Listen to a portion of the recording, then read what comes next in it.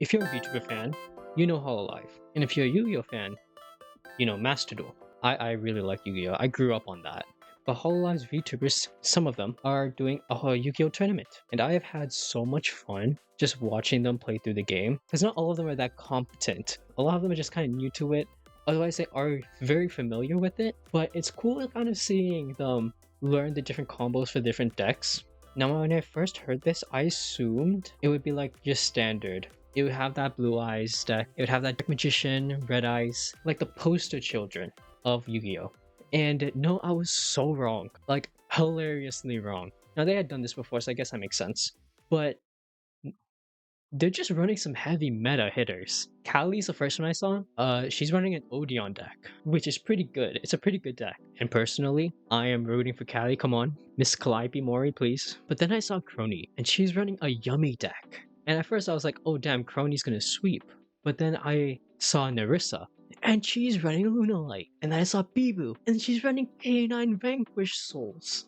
If you don't know, these are all like pretty solid decks. I don't know what the others are running, or even who else is taking part. I think Rara and Fuamoko. I don't know what they're running. Honestly, each time I found a different deck that they're running, I thought it was finna over. It was finna be overkill, an absolute sweep. But no, all of them are running like heavy meta hitters. This little tournament that they're doing is absolutely stacked. And also, it's kind of fun just watching them play the game. Like, I've never known this growing up on Yu-Gi-Oh! But it is one of the most complicated card games ever. Like, there's so much going on. There's so much that can happen. Just the idea of hand traps existing is kind of crazy. And I only realized this like last year when I started playing some other card games. Recently I played Runeterra, that League of Legends card game. I played Grand Archive, I played the One Piece card game, that one's a really good one. And I've never realized how difficult of a game Yu-Gi-Oh! Actually is until I watched. Until like I played those games and then I seen gameplay of this one. And being a new player in Yu-Gi-Oh! Is kind of hard.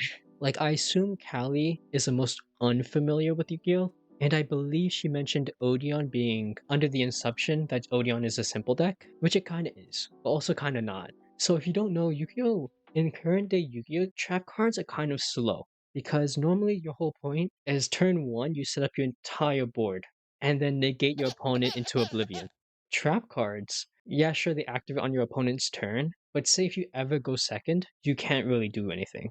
But recently they've been like changing that for decks like Labyrinth and Odeon, who can set traps in preparation both on your turn and your opponent's turn. So Odeon being a simple deck isn't exactly untrue, it's more so about the fact that trap cards aren't really a familiar thing in card games in general. Like the idea that you normal summon once, and current day Yu-Gi-Oh!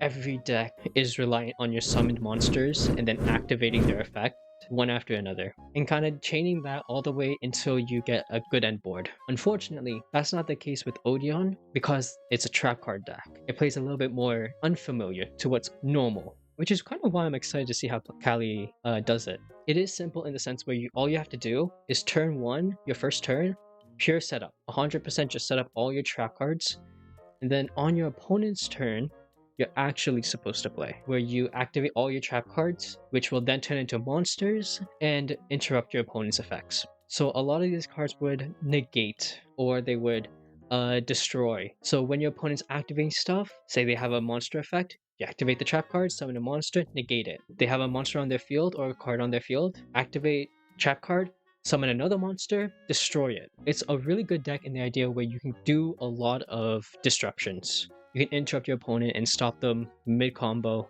full stop. So that's the good sense of it. It's just because it's a little bit unfamiliar where you're using more trap cards than you are normal summon monsters. So that's kind of like the only strange part about it. So if Kali can just figure out how to the correct combo to set up her entire end board, and then on her opponent's turn, when to activate the traps, which kind of is also a little hard, because if you don't know the opponent's deck, you don't know what to negate. But a general rule of thumb is the earlier the better. But just one negation can kind of change how they play, which is kind of why I'm excited to see how Kali learns this deck.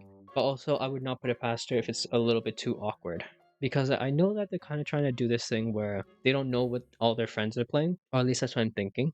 So it's kind of being like, oh, you don't know what your opponent's going to play unless they experience it through training, of which is kind of awkward, because in Master Duel, if you're not gaining anything and you're for sure gonna lose, you'll just surrender, which is only a thing in silver rank.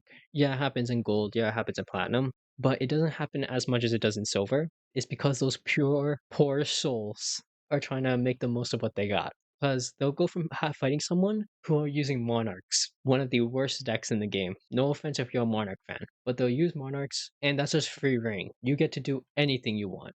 But then they'll run into heavy meta guys. Like some of these guys using some crazy meta fields. Like a giant field completely full. The only thing that's stopping them from continuing is not having more zones to summon monsters. And I was on that end too, until I realized I wasn't anymore. So that's kind of why people surrender so often, which is kind of sucks because you obviously want to keep playing even when you've clearly won, just because you want to get your whole combo all the way through. That's kind of what you use solo mode for. And a good idea if they do surrender and you're winning is just to say out loud or even just think what card was going to do what and then what was going to happen. Wow, amazing description there, Liz. Truly ahead of your time, aren't ya? I'm out here playing Yu-Gi-Oh in 5D with some mental gymnastics for that one, truly. Now what I meant was, when you're playing Yu-Gi-Oh and your opponent surrenders, you're probably going to go into some next level combo. So with the cards you have in hand, just map out how you're going to do it, card by card. What card gets you what card that you need, which card will get you to the boss monster, how are you going to do it. Doing so will just help you memorize the combo one by one, and also memorize which card actually gets you the cards you need. And then next game, you just try it. Just try that combo. Easy. It's just trial and error from that point. You just correct it as you go.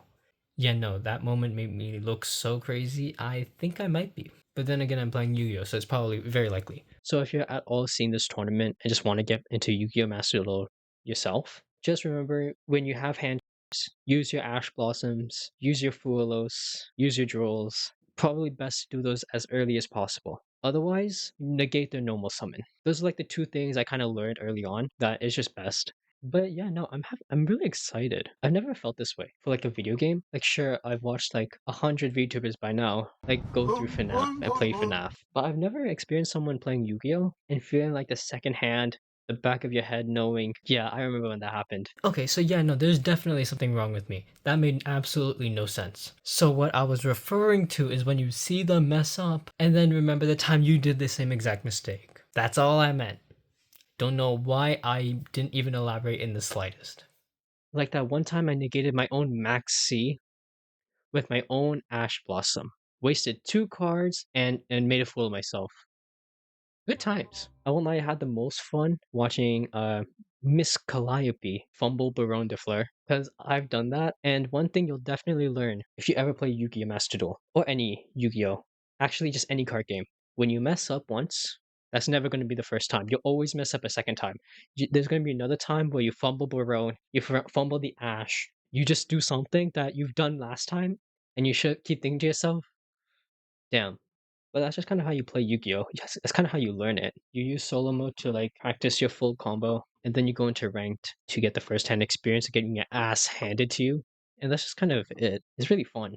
It sucks that first like month though. It's like a very high difficulty curve. But there's also just so many different decks with fun combos, unique playstyles, cool monsters, cool art. And yeah, no, I really like Yu-Gi-Oh! Master Duel.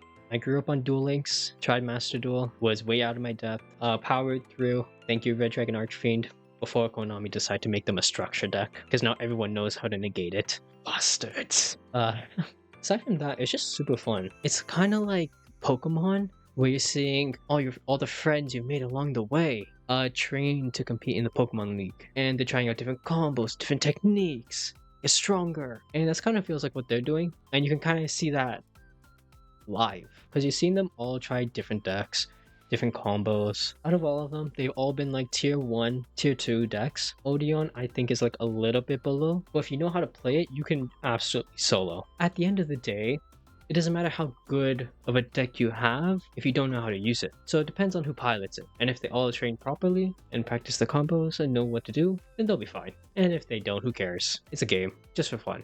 I don't know, I just kind of want to talk about it. I've never had this much fun watching someone else play games. It's just kind of different because normally it's like a story game and you're just seeing them experience it. But in this, they're like actually doing different types of things, each having completely new experiences, trying completely different styles, and then eventually they'll face each other. Seems like a fun idea. It was kind of sad seeing the toxic players come in and be like, no, you should have done this. No, why'd you do that? When really it's just so much more fun to just see them choke or mess up the combo and fumble. Because then they're like, oh no. And then you can be like, oh no. Instead of being like, gosh damn it, why'd you do? Why didn't you do it now? Why did you do it there? Ah. At least that's how I view some of these toxic viewers. I can't blame them for being passionate about the game they like, but I mean, like, let other people be able to be passionate too and develop that joy. And I'm excited for the tournament. I hope they're doing their little Yu-Gi-Oh monologue, talking like they're Yami Yugi from the back in the 2000s. Draw your last pathetic card so I can end this, Yugi. My grandpa's deck has no pathetic cards, Kaiba, but it does contain the unstoppable Exodia. Ah, impossible! Those were good times. And ultimately, it's just for fun. I can't wait to see what the other two are gonna play. I don't know, I just kind of want to talk about this because I've had a lot of fun watching them stream. I don't usually watch streams. I just watch the clips when they could pop up. But this one I was kind of down for. I had a fun the whole stream. So I'm excited. Let's go, Calliope Mori! Let's go! Peace.